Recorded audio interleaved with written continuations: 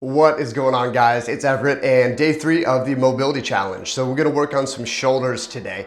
The first stretch is called the sleeper stretch. It's for internal shoulder rotation. So I've covered this stretch before on this channel. I'll pop the video somewhere up here or in the description. If you want badass shoulders or you have shoulder issues, this is one you need to know how to do right, and you need to be doing consistently. So it pays to know how to stretch the proper stretching form, and you need to check out that video. But we'll cover a brief overview of the technique with this stretch. And of course, we'll add the isometrics into the stretches, the pails and the rails from the FRS system, which we have been. So the sleeper stretch, what we're gonna do is we're gonna isolate the shoulder blade or the scapula from the major shoulder joint, the glenohumeral joint. So we wanna lay back like this, get the shoulders nice and even, and the big problem most people run into is they let this shoulder hike up towards the ear, which means you'll get deeper into the stretch, but you'll lose the rotation of the shoulder. So really making sure this shoulder stays back and down like this as you roll over is very, very important. All right, so you can see I've kind of got the 90-degree bend going on the knee. It doesn't have to be perfectly 90, but it's somewhat of the side-lying sleeper position. And from here, again, the shoulder is back and down. It's not hiked up like this. And we're gonna add a little bit of weight with the hand and rotate the arm in like this. So most people in this stretch, they hit about 35 to maybe like 50 degrees. Okay, you don't wanna add too much weight with the hand, like really crush down. This is a much more subtle stretch. It gets deep into the joint capsule. And so you'll feel no stretch, no stretch, no stretch, and then it will just stop. All right, if you push too hard, it's gonna get pretty achy and it's gonna be hard to be here for a full 2 minutes, which is how long we'll be in this stretch per side. So it's not like a normal stretch where you start to feel the stretch and then you stretch into that sensation. This is like nothing, nothing, nothing, hard stop. Again, if you let this shoulder pop up like this, watch, boom, I go right to the ground, no issues. And so you might sit here and think, hey, I'm really flexible in this position, but you're compensating and you're not actually rotating the shoulder.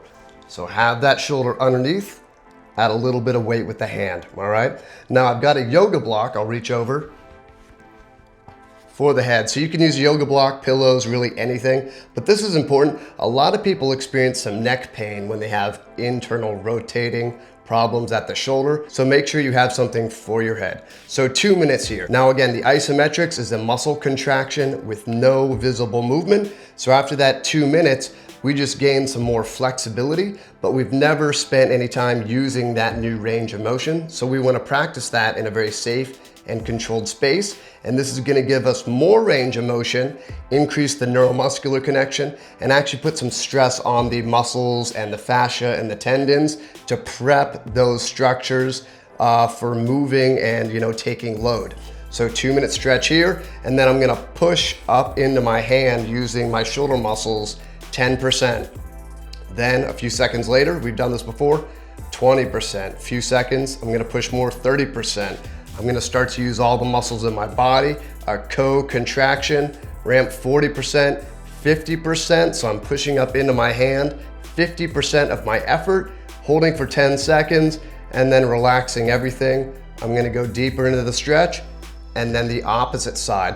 So this is very easy, again, to let that shoulder pop up and out. So contract the muscles around the shoulder and the abs and the legs, and then try to pull the fist away. So we're contracting the opposite direction. It might move a little bit. If it moves a lot, it probably means you're cheating with the shoulder. So once again, 10% down, 20% down over a few seconds, 30, start to contract all the muscles in the body even more, 40 and 50%, hold for 10 seconds, relax, go deeper into the stretch, hang out for a little while longer, and then get up.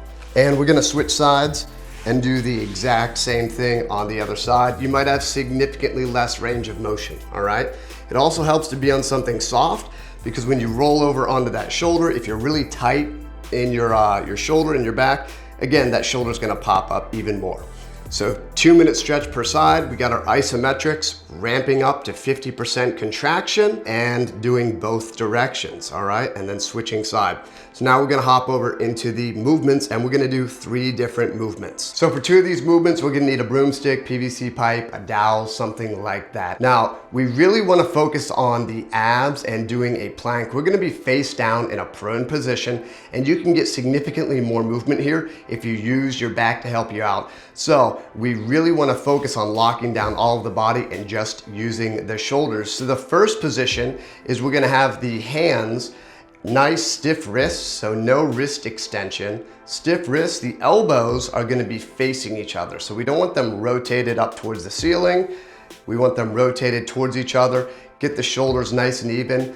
We're going to breathe in the stomach, contract all the muscles in the body, and we're going to lift the knuckles and the broomstick off of the ground as far as we can, again, without using the spine or starting to break or rotate the shoulders or the wrists. Lift up and hold for 10 seconds.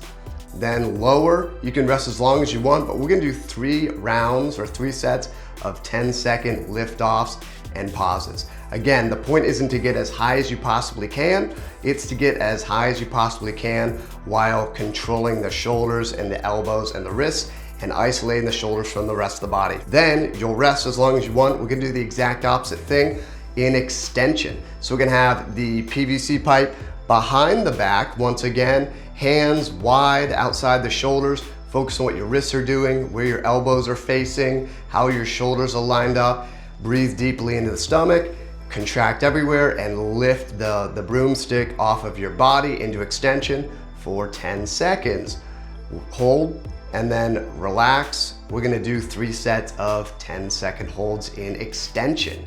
And then finally, again, we're gonna be prone, face down. We're going to do elbow hinges. I actually have a video on this. These are called swimmers. This is part of a swimmer for overall better shoulder mobility. So what we're gonna do is we're gonna put the hands above the head. We're gonna retract the shoulder blades, lift the elbows, and then lift the hands. And we're going to outstretch the hands in front like we're Superman, trying to use the shoulders to lift off the ground as much as possible. We're gonna hold for 5 seconds, return the hands to behind the head and down the neck. Try to keep those hands as far off of the neck as we can. We're gonna hold for 5 seconds and then relax. And so we're gonna do 3 reps just like that.